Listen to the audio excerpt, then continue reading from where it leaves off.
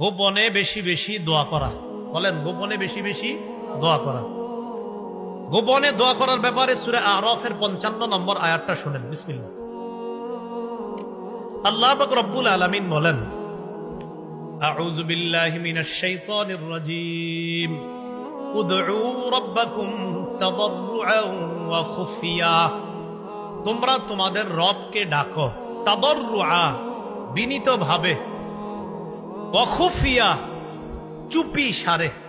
তোমরা তোমাদের রবকে ডাকো, তাদাররুআ বিনীতভাবে, ওয়া খুফিয়া চুপি সারে। সূরা মারিয়ামের 3 নম্বর আয়াতে জাকারিয়া নবীর গোপন দোয়ার প্রশংসা করে কোরআনে আল্লাহ আয়াত নাজিল করে আমাদেরকে জাকারিয়া নবীর ওই গোপন দোয়ার ব্যাপারে আমাদেরকে জানায় দিস।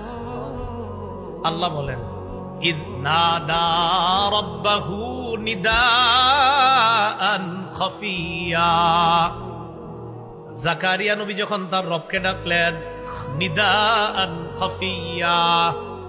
জাকারিয়া নবী যখন তার রবকে ডাকলেন, নিদাআ খাফিয়া চুপি সারে যখন আল্লাহকে ডাকলেন, মুফাসসিরিনে কেরাম আয়াতের ব্যাখ্যায় বলেন, আখফাহু লিআন্নাহু আহাব্বু ইলাল্লাহ।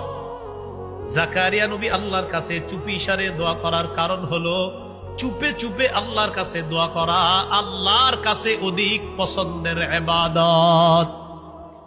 কেউ যদি আল্লাহর কাছে চুপে চুপে দোয়া করে, মুফাসসিরিনে কেরাম বলেন, লিআন্নাহু আহাব্বু ইলাল্লাহ, আল্লাহর কাছে চুপে চুপে দোয়া করাটা এটা আল্লাহর কাছে অধিক পছন্দনীয় একটা ইবাদত, অধিক পছন্দনীয় একটা কাজ।